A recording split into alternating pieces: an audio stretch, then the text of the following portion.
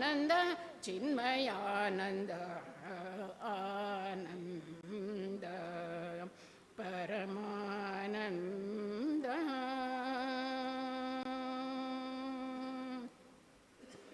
ज्ञानदाता कृपा सिन्धु दीनवत्सल हे प्रभो ज्ञानदाता कृपा सिन्धु दीनवत्सल हे प्रभो सत्य धर्म शांति प्रेम की मंत्र हमको बताइए सत्य धर्म शांति प्रेम की मंत्र हमको बताइए आनंद परमानंद सच्चिदानंद चिन्मयानंद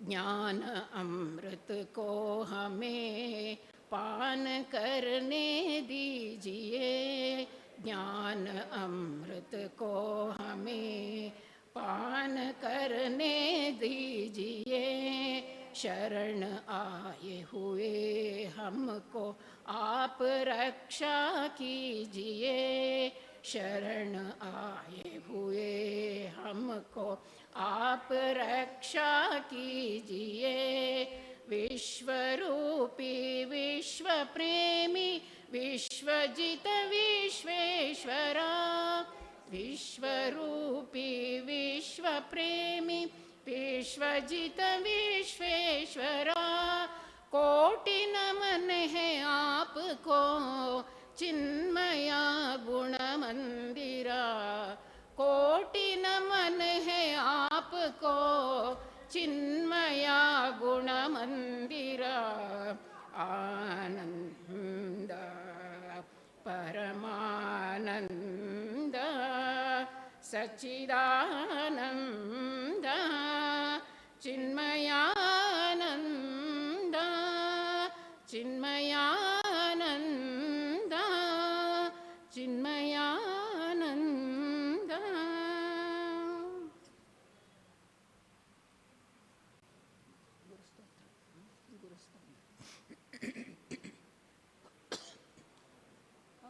अखंड मंडलाकारं व्याप्तं येन चराचरं तत्पदं दर्शितं येन तस्मै श्री गुरवे नमः अज्ञानतिमिरान्धस्य ज्ञानाञ्जनशलाकया चक्षुरुन्मीलितं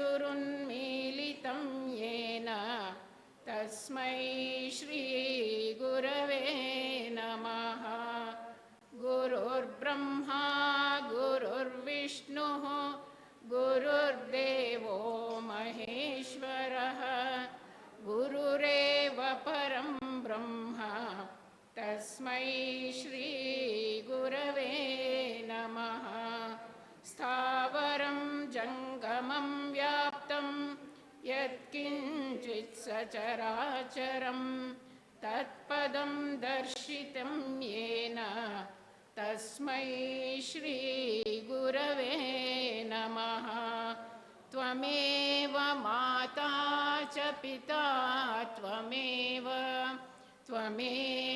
बन्धुश्च सखा त्वमेव विद्या द्रविणं त्वमेव सर्वं मम देवदेव त्वमेव सर्वं गुरुदेवदेव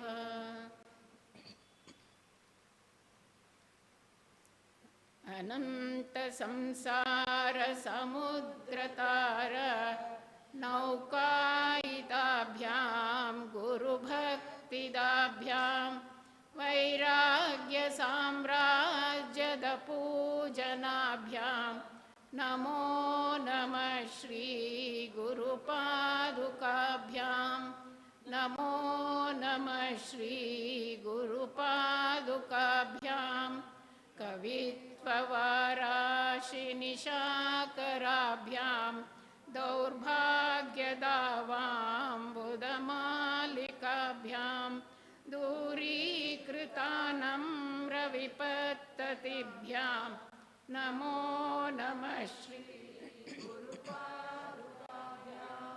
नमो नमः श्री गुरुपादुकाभ्यां नताययो श्रीपतितां समीयुः कदाचिदप्याशु दरिद्रवर्याः मूकाश्च वाचस्पतितां हिताभ्यां नमो नमः श्री गुरुपादुकाभ्यां नमो नमः श्री गुरुपादुकाभ्यां नालीकनिकाशपदाकृताभ्यां नानाविमोहादिनिवारिकाभ्यां नमज्जनाभीष्टततिप्रदाभ्यां नमो नमः श्री गुरुपादुकाभ्यां नमो नमः श्री गुरुपादुकाभ्यां नृपालिमौलिव्रजरत्नकान्ति सरिद्विराजझषकन्यकाभ्यां नृपत्वदाभ्यां नतलोकपङ्क्तेः नमो नमः श्री गुरुपादुकाभ्यां नमो नमः श्री गुरुपादुकाभ्यां पापान्धकारार्कपरम्पराभ्यां तापत्रयाहीन्द्रखगेश्वराभ्यां जाड्याब्धिसंशोषणवाडवाभ्यां नमः श्री गुरुपादुकाभ्यां नमो नमः श्री गुरुपादुकाभ्यां शमादिषट्कप्रदवैभवाभ्यां समाधिदानव्रतदीक्षिताभ्यां रमाधवाङ्घ्रिस्थिरभक्तिदाभ्यां नमो नमः श्री गुरुपादुकाभ्यां नमो नमः श्री गुरुपादुकाभ्यां स्वार्चापराणाम् अखिलेष्टदाभ्यां स्वाहा सहायाक्षदुरन्धराभ्यां स्वान्ताच्च भावप्रदपूजनाभ्यां नमो नमः श्री गुरुपादुकाभ्यां नमो नमः श्री गुरुपादुकाभ्यां कामादिसर्पव्रजगारुडाभ्यां विवेकवैराग्यनिधिप्रदाभ्यां बोधप्रदाभ्यां धृतमोक्षदाभ्यां नमो नमः श्री गुरुपादुकाभ्यां नमो नमः Shri गुरुपादुकाभ्यां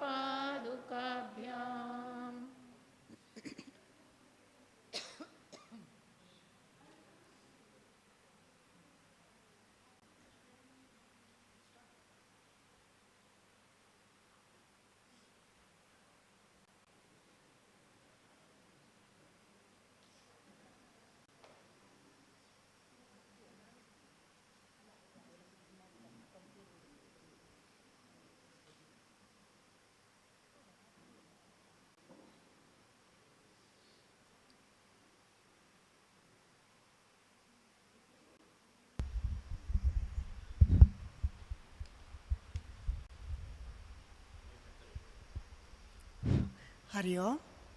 Welcome everybody to Hari Om.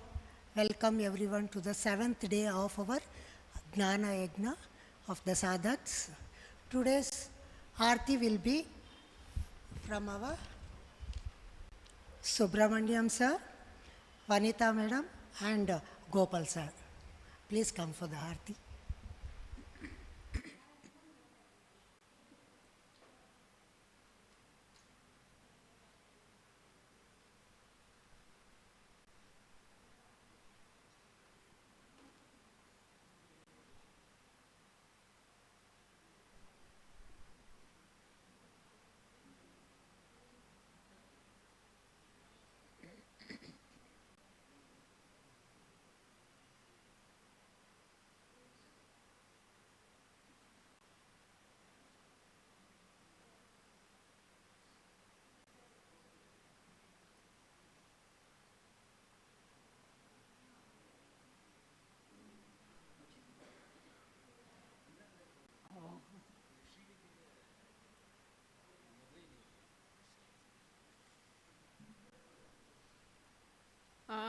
आरती श्री चिन्मय सद्गुरु की।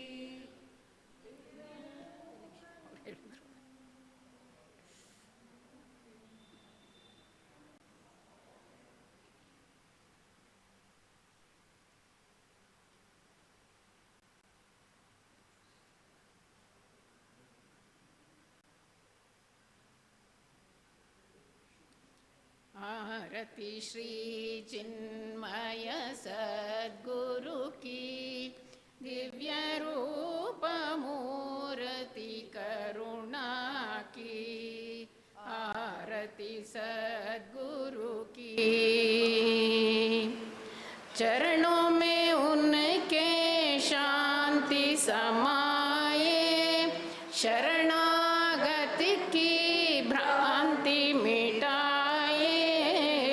पाप ताप संताप हरण की।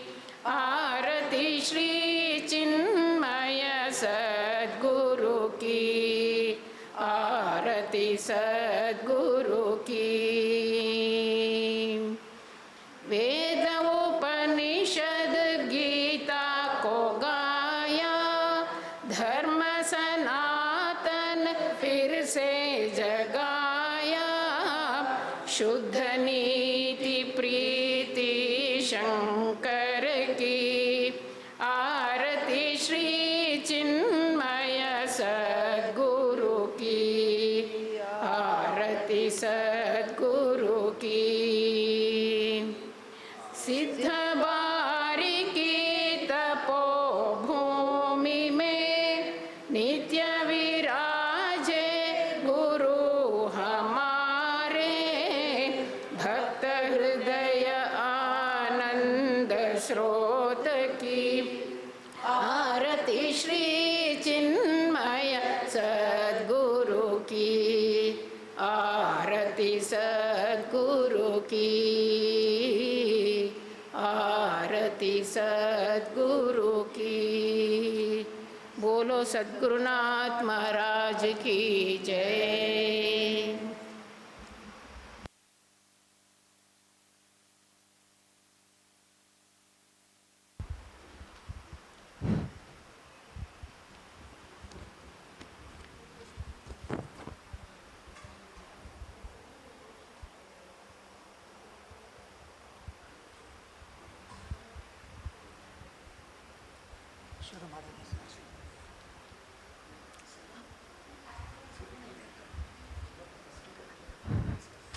Hari Om. My humble pranams to Gurudev, pranams to Swami Brahmanand ji, pranams to Mataji, pranams to Sheshadri sir, and pranams to everyone who is present here and who is watching online. Our today first speaker is Mr. Subramaniam sir. So Subramaniam sir is an entrepreneur turned wellness expert. He teaches yoga online and offline for general health and therapeutic. He helps people in practicing Vedantic meditation. He joined study group class from 1994 with late Krishnan Pandya, now continuing with Madam Amini Krishnan. So over to Subramaniam sir.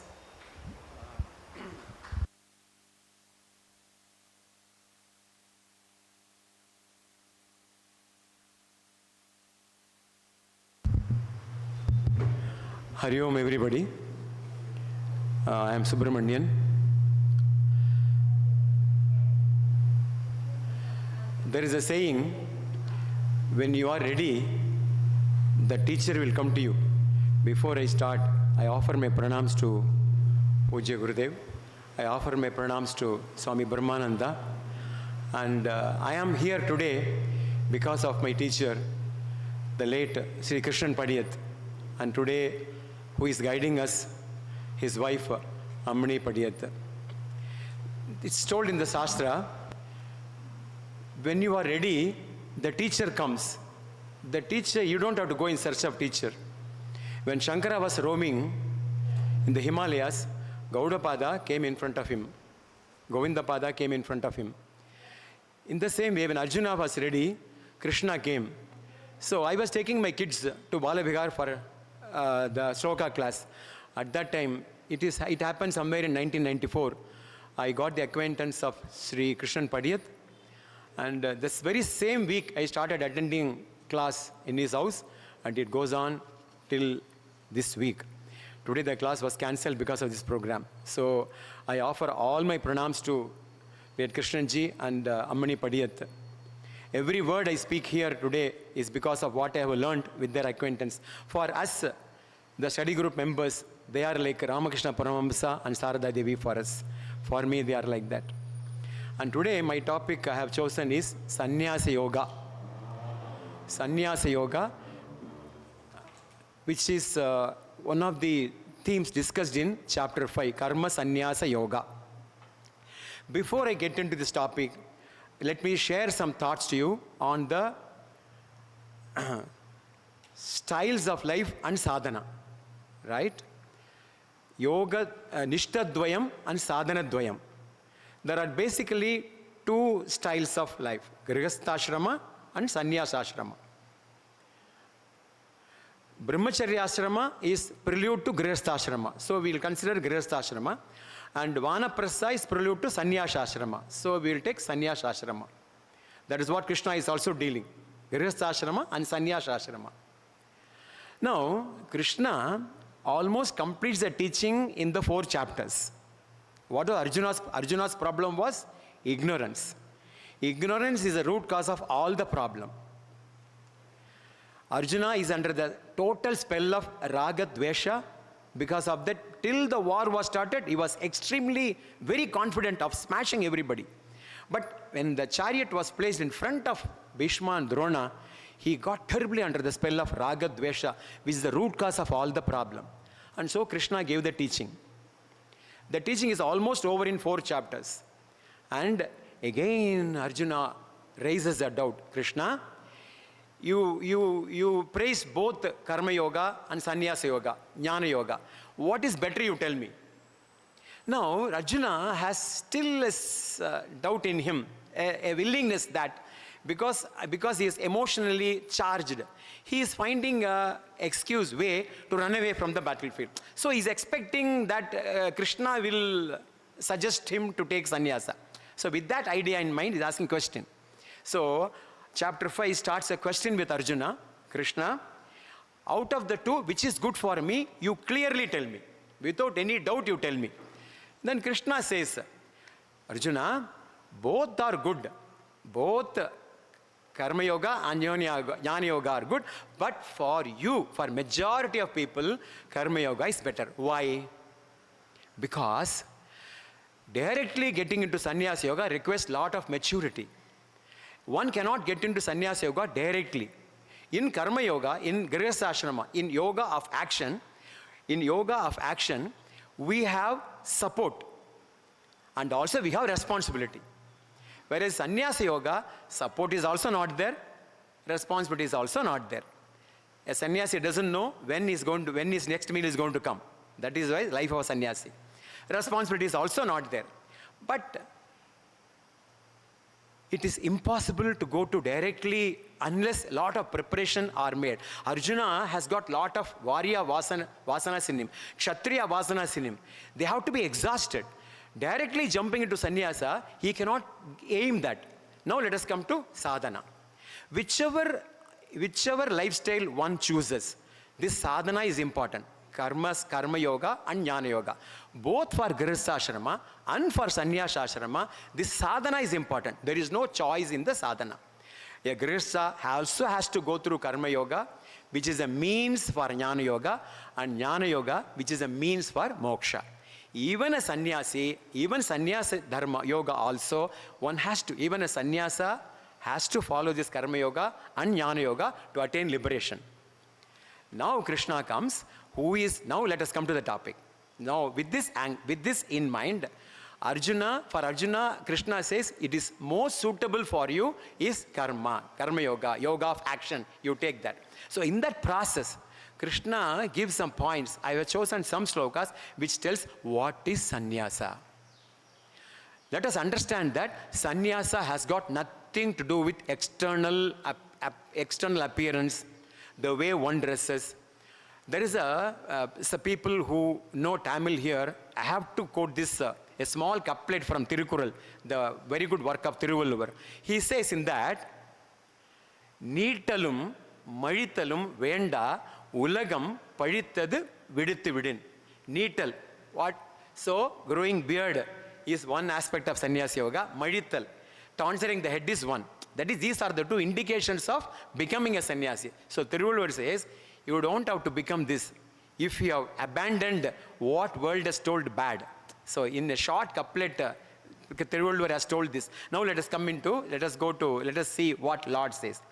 In the third sloka is the very essence of this point. In the third sloka, he says, he should be known as perpetual sannyasi who neither hates nor desires, for free from pairs of opposites, O mighty armed, he is actually easily set free from bondage.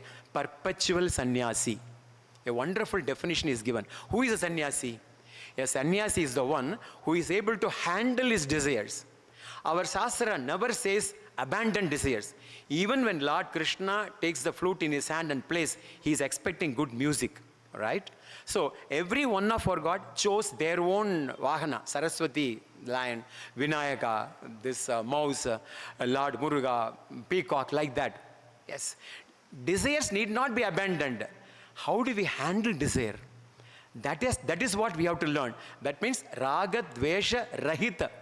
That was the problem of Arjuna. I have to kill Drona, I have to kill her. Duryodhana, I will smash. But I don't want to kill Arjuna. I don't want to kill Drona. I don't want to kill Bhishma. He was under the total spell of, he could not handle his Raga and Dvesha. So, Shoka. Raga and Dvesha gives rise to Shoka. Then when your Shoka comes, Moha, delusion, unable to decide which way to go. This is what says. So, Lord Krishna says in this, you learn how to handle your desires. That is sannyasa. So a grihastha can be a sannyasi if he or she knows how to handle the desires. Let us take the example. Now, we all like stories and examples. No? Janaka, how to be like this? We have the example of Janaka. Janaka's teacher, once he created the illusion of a fire happening. Janaka is a king. We all know. He's a great philosopher too. He was sitting in the class. The whole palace and the huts got fire. All the other students ran. They had their only piece of the alternate loin cloth or a towel in that. And they ran for their kutil and the cloth. Janaka was a king. He sat there. The lesson continued. Then the teacher showed. Always the teacher waits for Janaka to start the class. All the other students were boiling. Why you want to wait for Janaka? Then he told teacher, look now, see Janaka. That is how I wait for the Janaka to come to start the class. So he is a sannyasi who can handle his desires, who doesn't succumb to his desires, who is able to handle the pairs of opposites. He is a real sannyasi, not wearing ochre robe, not growing a beard, not tonsuring the head. They are all not at all the indications of. So, the real sannyasa is internal renunciation. It has got nothing to do with external. Internal renunciation. We will take a few more slokas of the definition of the features of the sannyasin. Now, we will take the next sloka. Yeah. He who does, I'm weak in Sanskrit, so I don't want to, so I'll read the English translation directly. He who does actions offering them to Brahman, abandoning attachment, is not tainted by sin, just as a lotus leaf remains unaffected by water on it. Another excellent example. Now, why do we do actions with raga dvesha? Because of ignorance, we feel, because of ignorance and attachment to body, mind, intellect, we find I am limited to this body, mind. I am incomplete. But actually we are eternal. Actually we are deathless. But we think the body is deathless, the body is eternal, but we find always there is something lacking. If I do this, I'll complete. If I do this, I'll be complete. If I do this, I'll be complete. So because of that action, we go in circles and we acquire papa and punya because of actions riddled by raga dvesha. So what? Now we have to perform actions abandoning attachment. If we perform actions like that, transcending the body mind, being a witness, being only a sakshi, that means the papa and punya accumulated by raga dvesha belongs to ego, not to me the witness, not to me the consciousness, not to me the awareness, not to me the Brahman. So offering everything to the Brahman, when we perform actions like that, it doesn't add to my sanchita. It doesn't add the load what I have of papa or punya. The example given, wonderful example we have. Whole day, a drop of water is dancing on the lotus leaf, but the lotus leaf is never wet by the water. In the same way, if I perform actions like this without any attachment, attachment means what here? I depend on the world for my satisfaction, happiness and peace. I am happy if my son does like this. I am happy if my son-in-law or daughter-in-law does like this. I am happy if my mother-in-law behaves like this. That is enslavement. That is shackle. That is bondage. That is samsara. Depending on the outside world for my happiness is samsara. So he is a sannyasi who performs actions completely offering to God. So he is not tainted at all. Take the example of this light. This light is illuminating the things in the hall. Some are of different shape, some are square, some are rectangles, different colors, some are clean, some are... But the light has no distinction at all. It illumines everything equally. The light is not in any way affected by the size of the object or color of the object or the cleanliness of the object. In the same way, a person perform action like this without attachment, without raga dvesha, is not tainted at all. Like the lotus leaf which is never wet by the water. We'll take the next sloka. The indications, the features of the real sannyas, which is again I repeat, internal renunciation and which has got nothing to do external.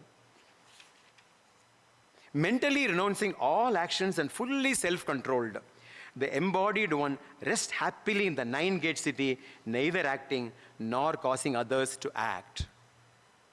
Another wonderful sloka. He is a sannyasi who thinks he is not in the body mind. Body mind is in him. We'll take the example of the pot and space. Let us imagine 100 pots are kept here. The space is not in the pot, the pots are in space.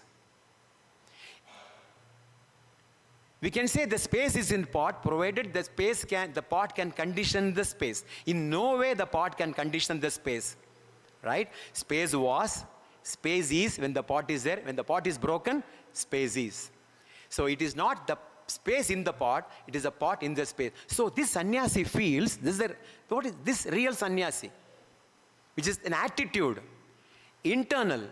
So he feels, I am everywhere. So in the whole world, only in India, we do namaste like this.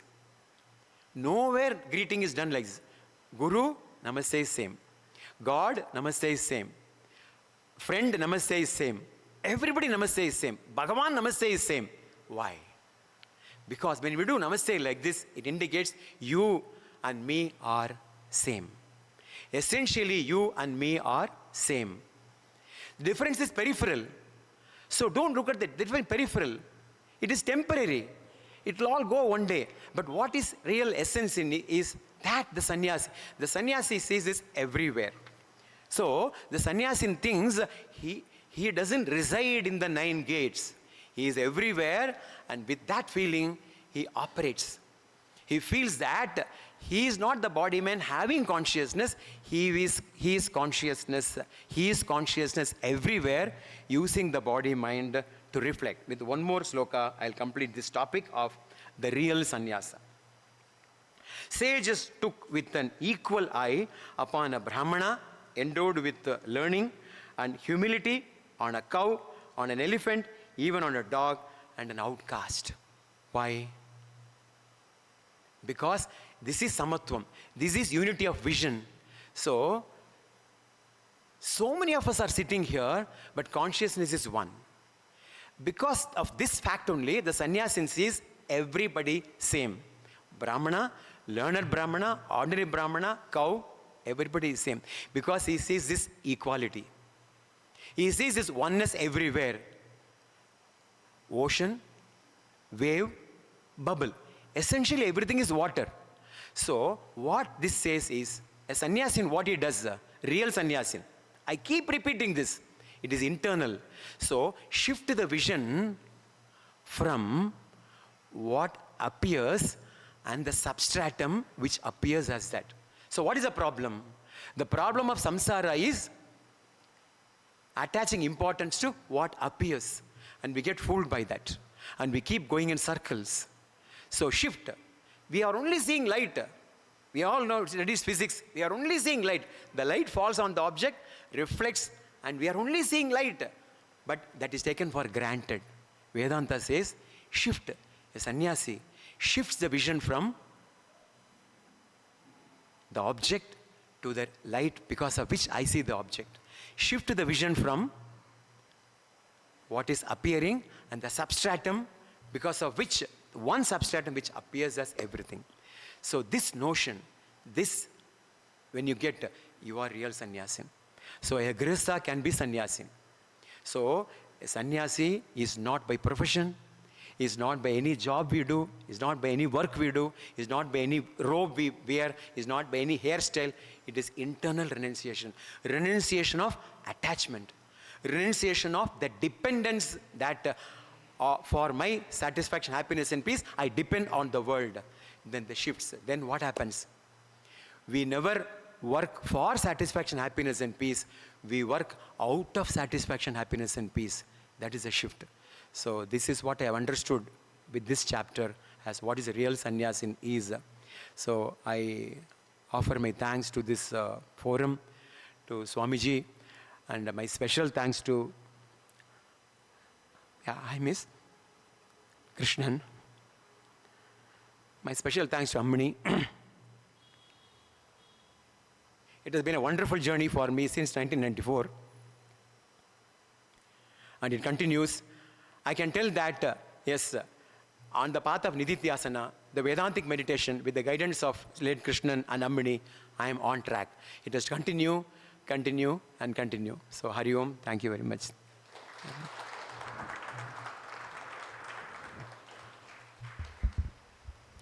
Thank you, sir, for enlightening us, giving the meaning of what is proper sannyasi.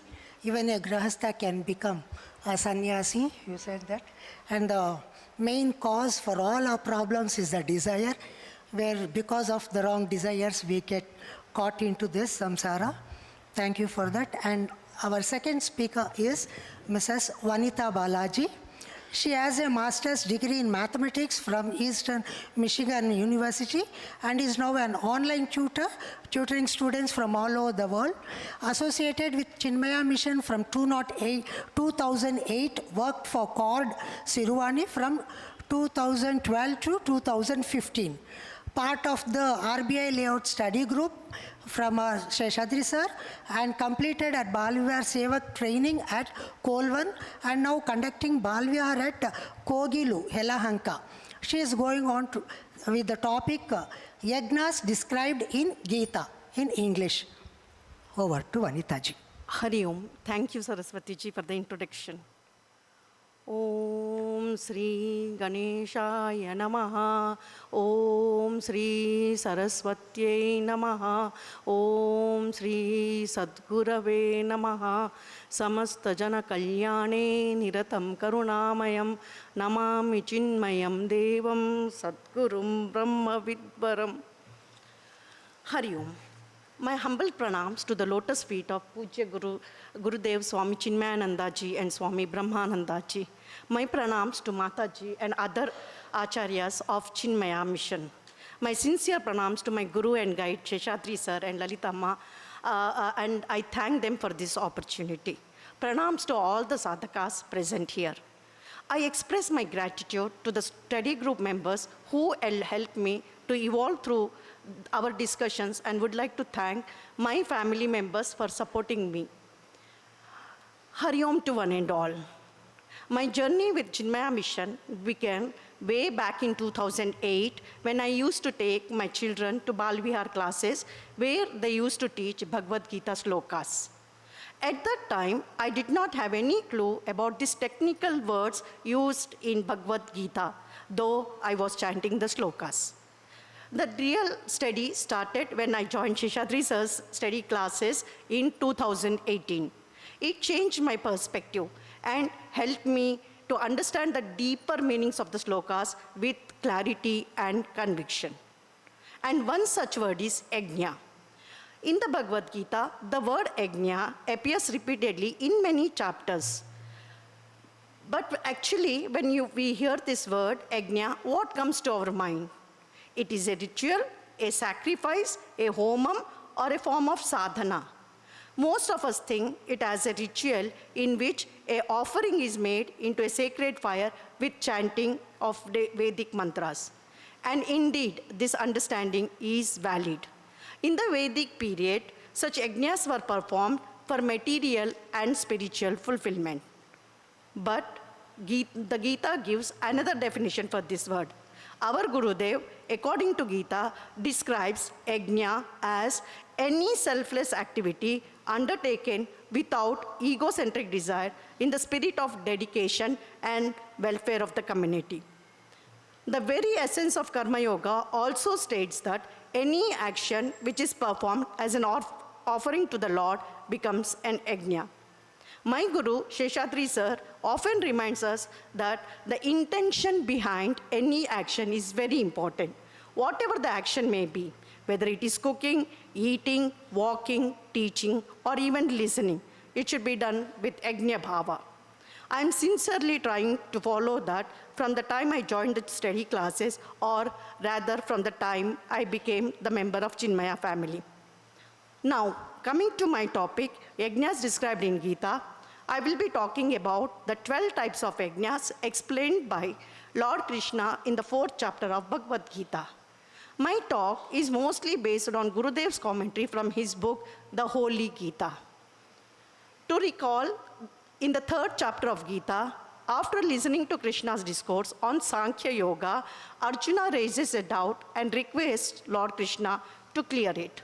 He asks, Jayasi chet karmanaste mata buddhir janardana tat kim karmani ghore mam niyojayasi keshava. His question was, which is superior, action or knowledge? Any true seeker can get such a doubt. To remove this confusion, Lord Krishna explains the twofold path of action and knowledge for self-development. He begins by teaching the true meaning of yajna and why every action should be performed in the spirit of yajna. He continues, Yajnarthat karmanonyatra lokoyam karma bandhanaha tadartham karma kaunteya mukta sanghas samachara saha yajna praja srishtva purovacha prajapatihi anena prasavishyadvam eshavosprishta kamaduk. Here, Lord Krishna explains to Arjuna that Lord Prajapati created the mankind along with yajna at the beginning of the creation. This was done so that the humanity can live in perfect harmony with the universe. He says this is the very spirit of Karma Yoga. Krishna further cautions that actions performed without the spirit of yajna leads to the accumulation of vasana, and that becomes obstacles in one's spiritual journey. He adds, Yajnashishta santaha muchyante sarvakilbishaihi bhunjate te tvagam papaha epachantyatma karanat. Here, Lord Krishna says, those who share remnants of yajna will be freed from sins, and ultimately reach him. But those who do not share the Yagnashishta are in fact like thieves eating their own sins. This will become the reason for their fall from their spiritual path. In this context, Gurudev explains the Panchamahayagnas that are to be performed by every sadhaka.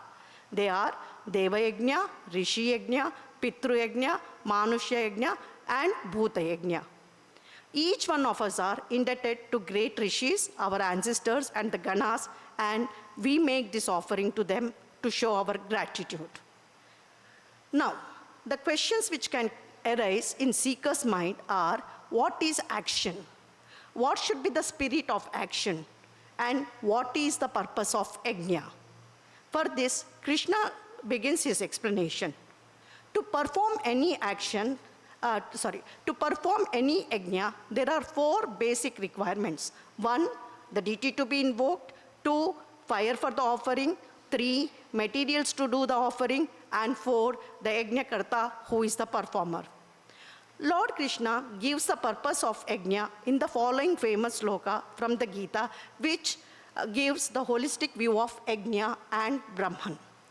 The sloka is Brahmarpanam Brahmahavihi Brahmagnau Brahmanahutam Brahmaivatena Gantavyam Brahma Karma Samadhina. Krishna says, a perfect sage is one whose mind is established in knowledge and knows the infinite reality. When such a perfect sage performs any yajna, for him all these things, the sacred fire, the offering, the deity, and the performer are nothing, all are nothing but Brahman and Brahman alone. In chapter 4, Jnana Karma Sannyasa Yoga, Lord Krishna gives a comprehensive list of 12 yajnas and elaborates the 4 basic requirements for each of the yajna. A spiritual seeker can practice any of these yajna for the mastery of mind and senses. And thus, the Lord begins the list of the yajnas with the following sloka.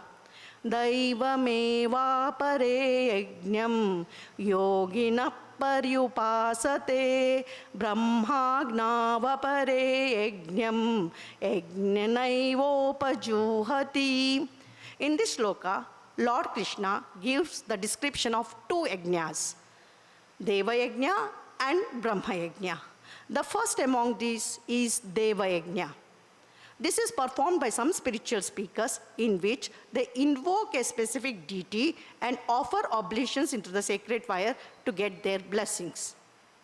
But from the different perspective of a perfect sage, Deva Yajna means an offering made to the devatas behind the sense objects and sense organs. Whereas some other seekers perform Brahma Yajna. In this yajna, the seeker offers a conditioned self into the Brahman with a clear understanding that individual self is none other than unconditioned Brahman. After explaining these 2 yajnas, Lord Krishna goes on to describe the next set of yajnas in the following sloka. The slokas are Srotradinindriyanyanye Sayyam Agnishu Juhati Shabdadin Vishayananye Indriyagnishu Juhati Sarvanindriya Karmani Prana Karmani Chapare Atma Samyamya Yogagnau Juhati Jnana Deepite. The 3 slokas described here are primarily meant for controlling the mind. They are yajna of sense control, yajna of mind control, Atma Samyamya Yajna. In the yajna of Indriya Nigraha, the seekers withdraw the senses even before they come into the contact with sense objects by controlling the very gateway of the stimuli. This is not as it seems and needs strong determination and discipline. Other seekers follow a slightly different approach. They perform yajna of Mano Nigraha. In this yajna, the seeker allows the senses to engage in the objects but remains fully alert and detached. They offer sense objects into the fire of sense organs by which the senses are controlled. That is, mind is in complete control and does not fall prey to the external sense objects. Now, in the fifth yajna, Atma Samyamya Yajna, Lord Krishna describes a more direct method of self-restraint from the field of activity. These seekers use discrimination and knowledge of self to control both sense organs and organs of actions and offer them into the fire of right knowledge. The seeker has a clear understanding that I am the self is not the limited ego born out of body, mind, and intellect. This is Atma Samyamya Yajna.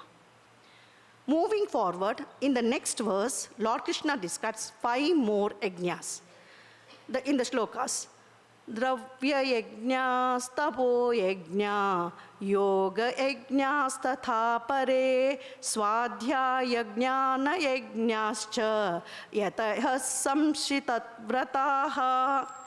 The 5 yajnas described in the shlokas are Dravya yajna, tapo yajna, yoga yajna, swadhyaya yajna, and jnana yajna.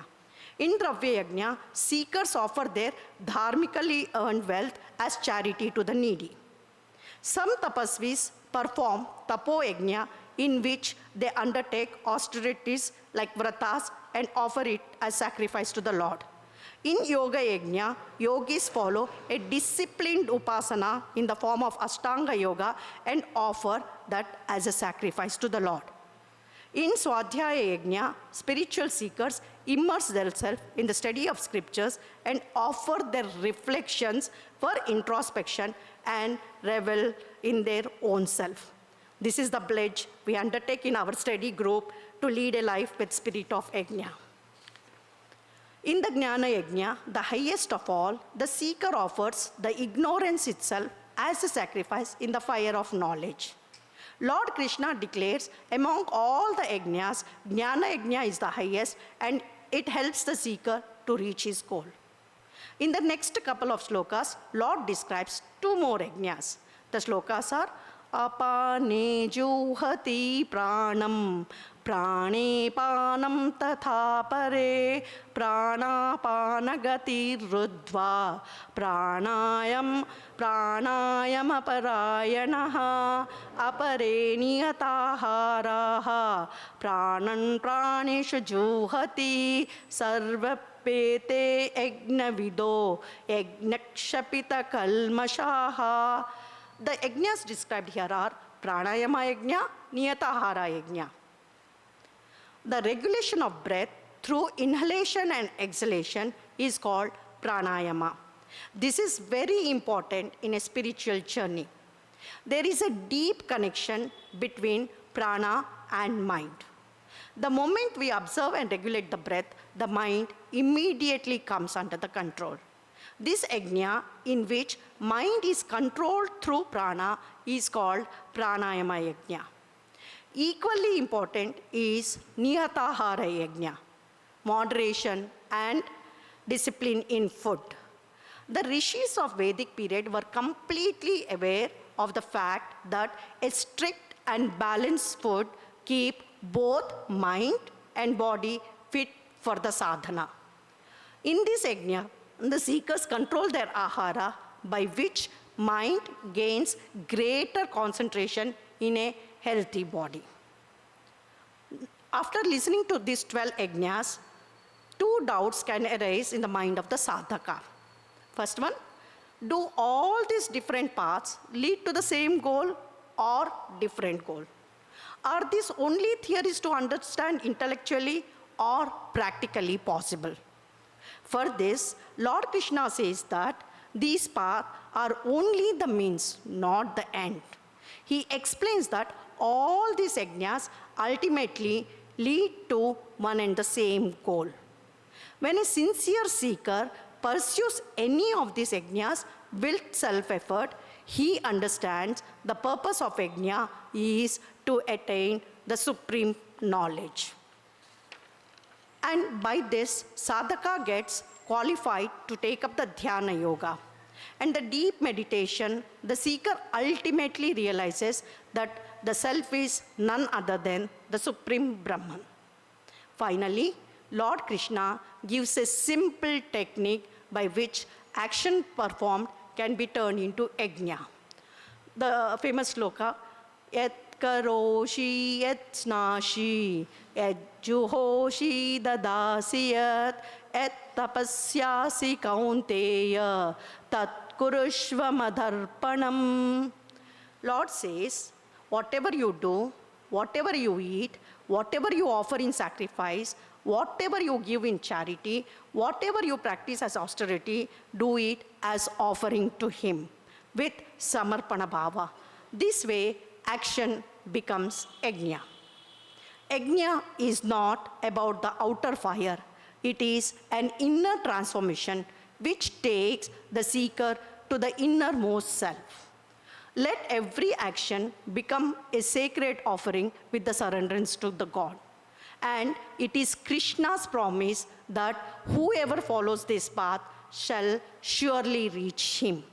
Let us, therefore, perform these yajnas to purify, to control our senses and to purify our mind, and become eligible for gaining the supreme knowledge.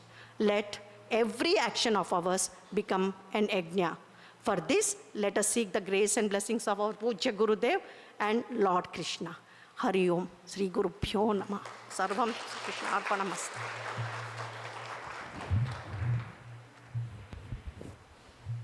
Thank you, Anita ji, for explaining the yajnas in a lucid way. To say about the yajna spirit, it cannot be other than our Swamiji to say how to work in a yajna spirit, that our mission, Swamijis, everybody work 365 days. So selflessly, without any expectation. So that is the main thing what we have to learn from them, to work in a yajna spirit. And next, our third speaker of the day is Mr. Gopal sir. Gopal sir is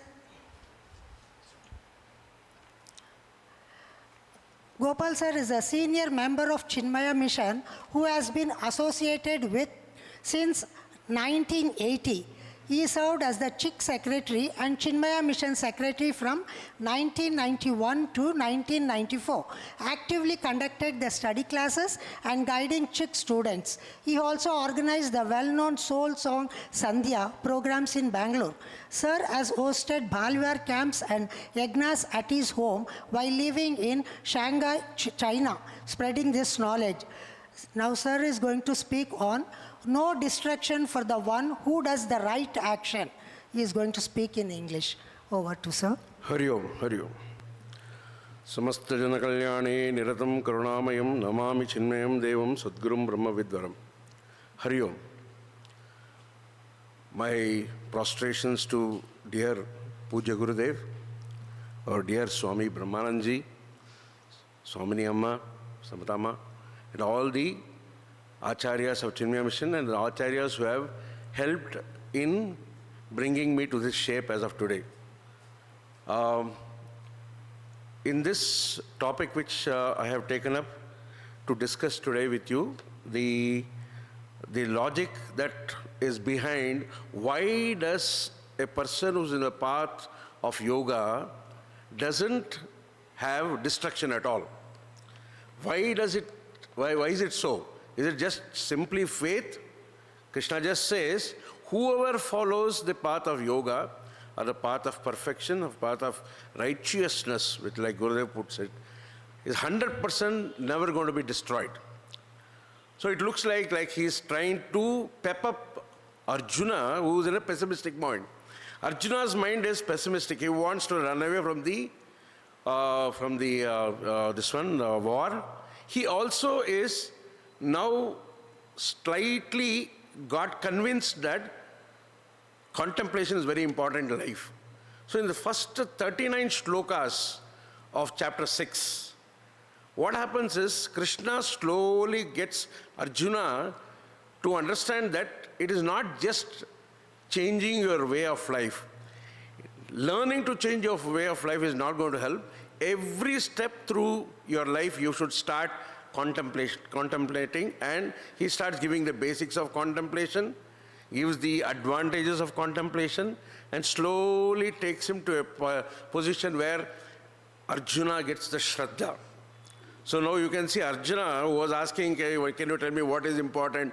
Don't try to take me anywhere. Tell me perfectly what is required. The Shraddha is not there still with Arjuna.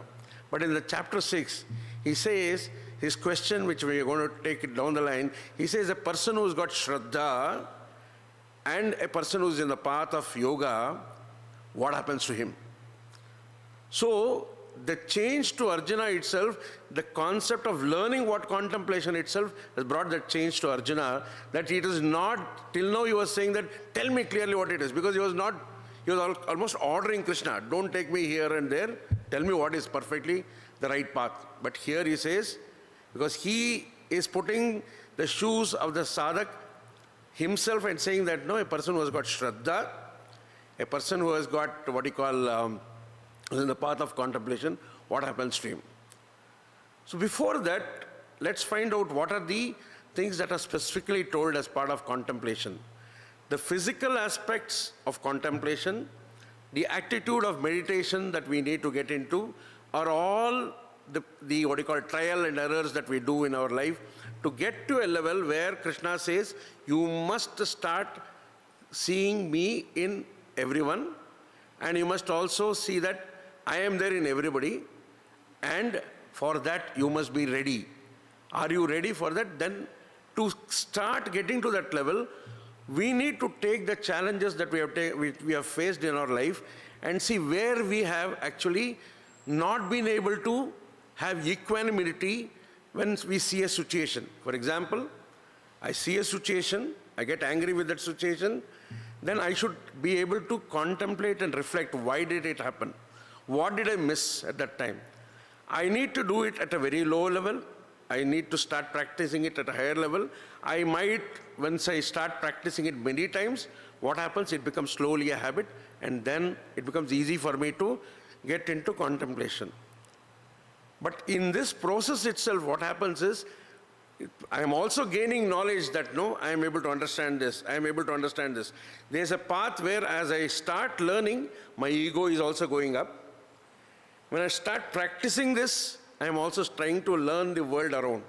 So I am in a combination of, I am also gaining ego because I am learning more. I see around me people are not learning so much, I am learning, which is good, because unless we learn, we'll never know. But I am putting my effort, Nididhyasanam, Mananam and Nididhyasanam someplace, I am learning out of it. And as a dual personality, I am moving in my life. So in this dual personality, as I'm moving in my life, I get inputs from a lot of sadhus around me. The sadhus will say, now, you must start contemplating on the Brahman. So he says, okay, use Narayana Upanishad. So Narayana Upanishad, I take Narayana Upanishad, and I start saying, it's quite big, but I take one portion. There are two different portions in Narayana Upanishad. This is very interesting. It says, Om ityekaksharam namaiti dve akshare Narayanaeti panchaksharani etadvai Narayanasyastaksharam param. So many verses which are meditative. One set of verses, okay. Then there are another set of verses, when you finish at the end of Narayana Upanishad, then you get Etadathirva shiroyo dhite prataradhiyano ratrikrutam papan nashayati sayamadhiyano divasakrutam papan nashayati. Both are in Narayana Upanishad. I am growing in both the ways. I actually start seeing this and say, it is told my papa should go, I can chant it every day. And I start getting fixed up in chanting Narayana Upanishad, or based on my vasanas, my nididhyasana, I take the portion which says, no, Om ityekaksharam namaiti dve akshare, everything is Narayana, start seeing Narayana and everybody. I can take the contemplation shlokas, or I can take the shlokas which give me punya. So in any karma I do, two things are going to come. One is, I build up my path towards my ultimate goal of moksha, or I build up lot of punya. Invariably punya will come. When you chant all these things, they have the automatic results which will be coming to as punya. Now what is that I am going to concentrate on is what is being told in this chapter 6, saying start concentrating on these contemplations. Start thinking about everybody is me, I am in everybody. Now start detaching yourself from taking up punya karma which is focused on punya. Start taking karmas which are focused on places where I can start to learn how do I contemplate more. So this is what Krishna has been telling till now. So Arjuna has now understood the difference. Instead of going to this path, punya keeps coming, doesn't matter, but I need to focus on what brings me knowledge which can remove my ignorance. And once I get that knowledge, I do my contemplation, then I am on the path of yoga. This is what he calls as path of yoga. Now in the path of yoga, I put lot of effort, and Krishna says you need to put lot of effort. And in that path of yoga, as I put lot of effort, lot of my time is spent where I don't concentrate on developing punya for me. So what has happened? I have selected the person whom Arjuna is talking about is a person who has selected this path, and he is not focused on the punya. Punya will come. Like he chants Narayana Upanishad, focuses on those shloka, he starts understanding more and more the world. He sees Krishna everywhere, or he sees Narayana everywhere. He has been in the path of yoga. Now Arjuna gets it out. A person who has put so much effort from not focusing on punya at all, but completely focusing on the path of yoga, suddenly what happens? There could be three types of shaktis which will, pratibandha will come from different places. It can be adhyatmika, it can be adibhautika, it can be adidevika. Something happens, your life is stopped. So he says, because he has not reached the state of perfection in yoga, all he has done is a waste. At least if he had got punya, he would have gone to Swarga at least. What is that you are trying to tell this Asaraka? You are actually putting him in a mess. He will, if punya is there, based on his punya, he might get another chance to develop all these punya karmas. But punya is also, he is not focused. So this is what Arjuna is saying. Then he says, you are saying all this, see me in everybody. It cannot happen. It cannot happen because the mind is chanchala. I cannot have a common mind. Means in some mood I am able to see Krishna everywhere, some mood I am not able to see Krishna everywhere. Krishna says, no, abhyasa. You must do practice, it will happen. But when he finishes that, he adds one more twist. Krishna adds one twist. He says that, okay, but if the person is not completely focused on ensuring the intellect controls the mind, the intellect is controlling the mind, there are chances this person can fail. But a person who cannot control the mind through his intellect has got chances to fail, and he might not be able to do contemplation. So Arjuna gets afraid now. Arjuna, as a pessimist, is afraid. Oh my God, I don't want to take this risk. I also want to get some punya so that I can survive. So he asks Krishna. That is why he comes and asks Krishna, what happens to those people who actually, like he says, the Krishna says, the uncontrolled self. Now what is this uncontrolled self? Very interesting, because if you don't understand why Arjuna asks this question, is a bit difficult. A person who has got low purity in the mind, less chitta shuddhi, but is in the path of yoga, what happens? He gets distracted. Some small thing happens, he gets distracted, but he is in the path of yoga. He is understood, I don't want punya, but I want to be in the path of yoga, but I get distracted. So that person, is it a waste? All his life he has put, is it a waste? So he asks this question, saying that no, ayati shraddhayo peto yoga chalita manasaha aprapya yoga samsiddhim kangatim Krishna gachati. So he says, what happens to the one who has full shraddha? See, Arjuna is saying that I am talking about a person who has got Shraddha. He has actually taken up this path and he is in the path of yoga, but wanders in his path completely due to circumstances. See, circumstances can happen. Ayatihi means anything which could stop our progress in this Vedantic path. Because there are so many Shaktis that are happening, Lord might want us to do some other thing. We are caught on to the path of yoga. But he says, no, you got some work to do some mistakes. Something you have to do, you have to face some problems in this life itself. So you might be taken out of from that path for some reason. He knows the reason. Does it mean all the effort he has put becomes a waste? So, in this, the reply to this, Krishna says that, see, anything that we do is coming out of what we did in the past. Whatever we have invested in the past is today's present. Whatever we do today will be in our future. We cannot escape that. Just that this person is no more in this world doesn't mean it will go off. So Gurudev gives a very good way of looking at this, very interesting way of looking at it. He says, okay, let me see what is the answer of Krishna, then explain that. Okay, Krishna says, Shri Bhagavan Uvacha Partha Naiveva Namutra Vinashtasyasya Vidyate Nahi Kalyana Krut Kaschit Durgatin Tata Gacchati. So Gurudev's explanation is saying that a person who has strengthened the intellect, a person who is on the path of yoga, will never face any destruction. And he says also that this is not some statement to make Arjuna optimistic. He was in a pessimistic mode because he was asking all these negative questions. Oh, I can't do this, mind is chanchala. So Krishna gives him a solution, do practice. Then he says that, no, why should somebody focus on this?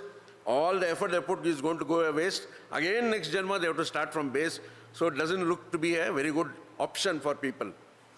So Krishna gives this, and Gurudev gives a very good explanation of why, what is the logic behind this Krishna's instruction. See, he starts by saying that in all our religions and Hinduism, one major difference is any action we do, the sin is coming for that action. So you take any religion, no, they'll say, you do a mistake, there'll be a judgment by somebody who will say, because you have done this activity, I will put you in hell or I will put you in heaven. So this is what is the common thing across, and he says this is also there in our Puranas. But he says Vedantic explanation of karma and its phala is different. He says Vedantic explanation of karma is that you do an action today, the action will punish you or action will give you a reward. There is nobody in between who is coming and saying that no, you will get reward, you will get punishment. He gives a very good example of saying you got a transformer which is 20,000 volts. They put very clearly danger, don't touch and everything. You won't touch, immediately it gives you the result. Your action, the result is given by your own action. And he says the common principle of Vedantic is action, the cause and action, cause and effect are nothing but the same but in different forms. He says your thought of doing this action, your activity of doing this action itself will give you a reverse, reverse effect which will trouble your mind. He says you take a person does an immoral act. There is nobody who is sitting somewhere to come and give you judgment. Your mind itself starts shaking. Your mind is completely stuck for the next 10, 12 years saying, when will I get caught for this immoral act? So the action itself punishes us. It is not that there is somebody who is punishing it. So he extends this logic. A person who is actually doing lot of righteousness in his life, that activity itself should give him result. It is not like, no, there Chitragupta is writing saying that you did so much of studies, everything, I am writing this in my script, and when you go to the next life, I'll take this and put it in you so that you can work. No. He says this activity that has been done, what happens is for every righteousness activity I do, I actually build up something in my chitta. So he gives an example of how a thought becomes an habit. He says, my thought to be on the path of yoga, then I say, okay, to be on path of yoga, I need to do some 2-3 actions. Let me start doing it. So I start doing 2-3 activities to go in that path. 1 week I do, 2 weeks I do, 1 year I do, 2 years I'm continuing in that. My thought has become a habit for me now. In 2 to 3 years it becomes a habit. I don't have to go and study scriptures to say, should I be on this path? Should I not be on this path? I am already convinced I am there. Now, in difficult situation in life, where I am attracted, where Maya comes and attracts me, it will actually try to pull me in different ways, or I get pulled in different ways. Maya has got nothing to do. I get pulled by Maya in different ways. At that time, do I still maintain my habit? Then I have actually moved the habit to my own character in my mind. Now, my own character pursued in most difficult conditions in my life, in my situation that I face, if I ensure that I don't waver from this path of life, then it becomes my culture. Now, in this, all the stages that I have gone through, my vasanas which were there, the old vasanas are getting erased, and this becomes a very strong vasana in me. Every time I started from the thought to the habit to the character, and from the character to the culture that I become, slowly gets engraved in my vasanas. So this engravement is the result of my good actions. And he says, this vasana that is engraved in you comes to your next life, and from there you start your life. So he says, none of the righteous action that we do goes a waste, because the righteous action itself is ensuring that it becomes a strong vasana in me, and that strong vasana which is there in me slowly gets engraved in my vasanas, in my set of sukshma sharira as a strong vasana, and that goes with me to my next life, and from the next life, from where I have gone, that vasana pushes me back into righteous action. So none of the righteous actions that I have taken up today are going to go as a waste. That is what he actually, this is Gurudev's explanation. Fantastic explanation, not written by in a sloka, but he says this is logic. Please understand, Krishna is not just bluffing you. Just saying, don't worry, I'll take care of you, your next janma is assured, you do good work, it will take. No, he says, no, look at the logic. Krishna is always very clear that anything that we do, we are the responsible person for our actions, and this is what is going to come to us in the next life. So from the question, from the initial state where difficult to do contemplation, when that was explained by Krishna, Shraddha of our Arjuna goes up like anything. And that Shraddha and whatever he has told as part of yoga, these two starts getting into his mind, how should I do it? And when he is in that churning to say, how do I do it? He gets some doubts, saying that in this I can do, you say that one of the things of contemplation, see me in everybody, see everybody is in me. It is very difficult for me because I can sometimes when I'm calm, I can see it. And I'm not calm, I'm not able to see it. So my mind will not accept it. So he gives a solution. You should do abhyasa. There's no choice for that. Your mind should be under control. Do a lot of abhyasa. And when you do abhyasa, your mind and the intellect become married. Gurudev says, they become married. So you are not taken away hither and thither. And that intellect and mind which is married is ready for contemplation. But he says, you have come with a set of vasanas. Krishna says, you come with a set of vasanas. You have actually built up all this, no doubt. But what happens, your vasanas sometimes can pull you here and there. If your intellect is not strong, like I said, my habit to become a character, in between there could be challenges around me. They'll be saying, today it is okay, don't worry. Nobody is saying you escape this, whatever path you have taken. If I am able to avoid those things, then it is good. But Krishna says, all this is good, Arjuna, but even if one moment a person doesn't have the intellect under control, doesn't control the mind, he will not be able to complete his path of yoga. So that is the next stage he tells him. Then Arjuna gets confused because he is pessimistic. He wants to be very clear that no, this should not happen. So he asks that question sincerely. When he asks the question, saying what happens to him, Krishna says, don't worry, they will never get destroyed. And he concludes by saying, there are two things that will happen to these people. Whoever has put so much of effort in the path of yoga and who are actually built up so much of good vasanas, they've got two ways that will happen to them in their next janma. That is because they have actually focused on the moksha pada, not on the punya pada.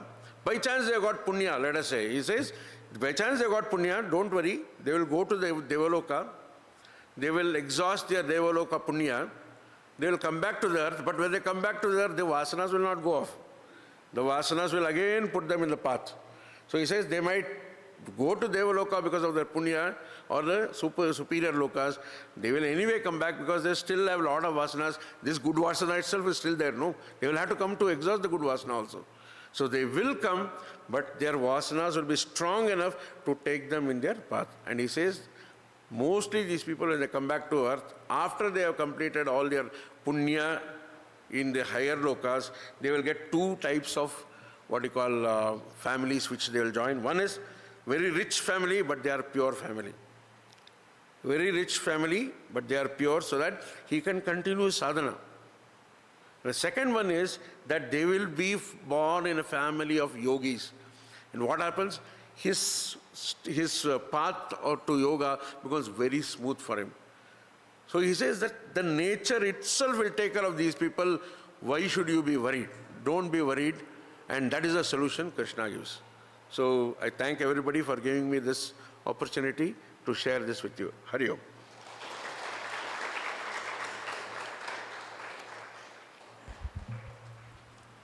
Thank you, sir. We understood that. So, what you sow, so you reap. So, you get whatever you deserve, not what you desire. So, finally, I would like to take this opportunity to thank our Swamiji, because on the sadhana day, Swamiji said one thing. So, all those speakers who are going to speak for the 75th year celebration, he said, you are not going to teach others, you are going to learn something. So that is so much, it's happened. We all are experiencing that. These 2 months we are going through so peaceful and our mind is so good. We can't express that experience. Thank you so much, Swamiji, and we always expect your blessings and our Sheshadri sir's guidance throughout, so that we keep continuing this in a more proper way. Thank you so much. And we are coming to the end of the program. Tomorrow is the last day. So tomorrow's speakers are Bharti Bhatt. She'll be speaking of Saguna Nirguna Bhakti, and Shivakumar from Olati, Promise by the Lord, and Dr. Galigi, Descent of Man. So now over to our Sheshadri sir.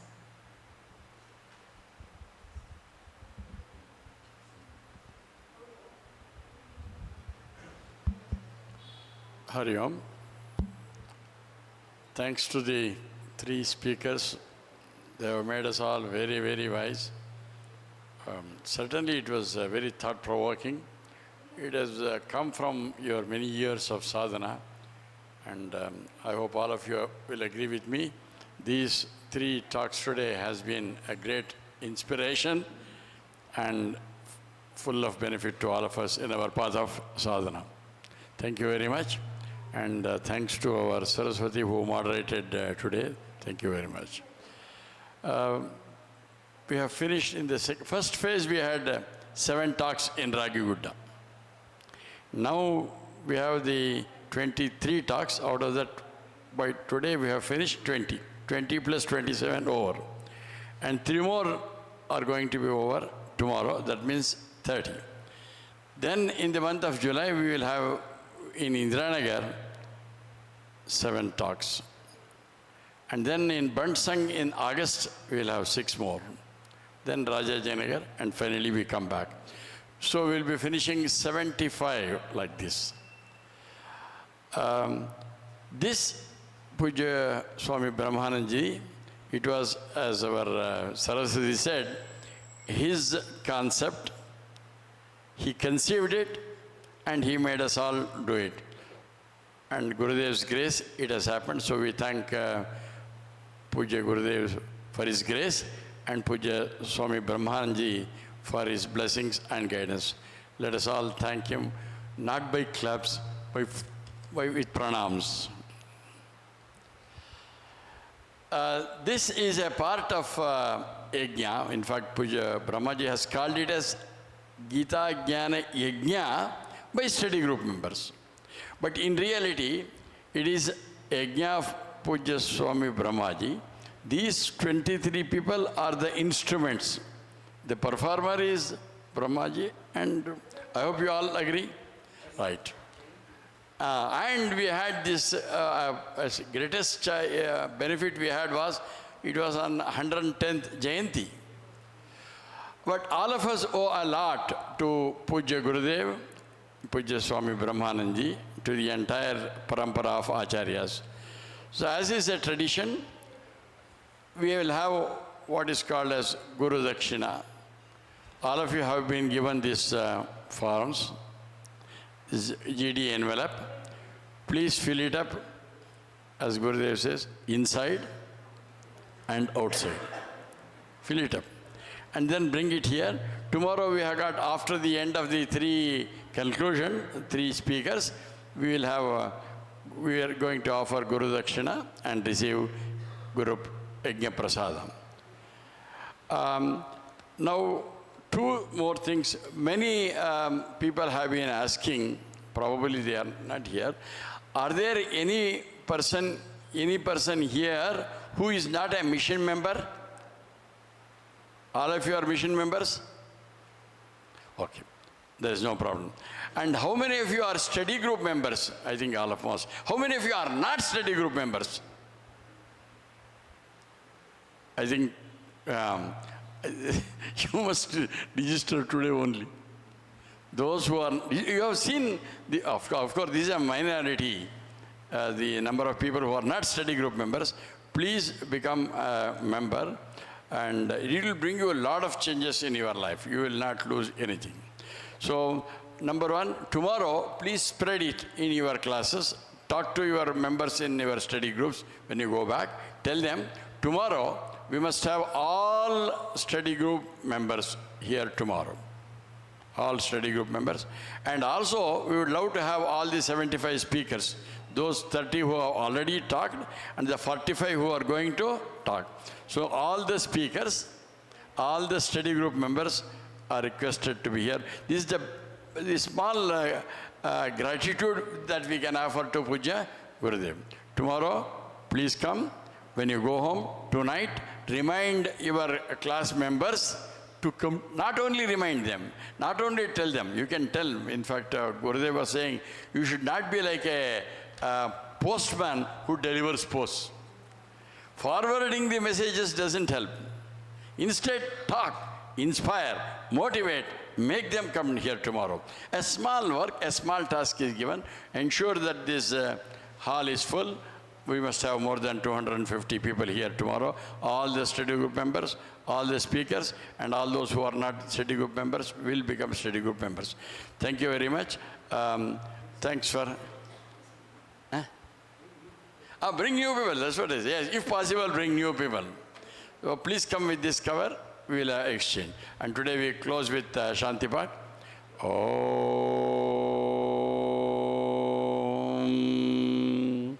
Sarve Bhavantu Sukhinah, Sarve Santu Niramayah, Sarve Bhadrani Pashyantu, Ma Kaschid Dukkha Bhag Bhavet.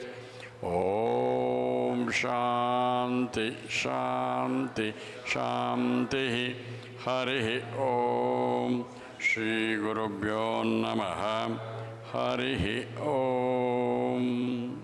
Thank you. See you tomorrow.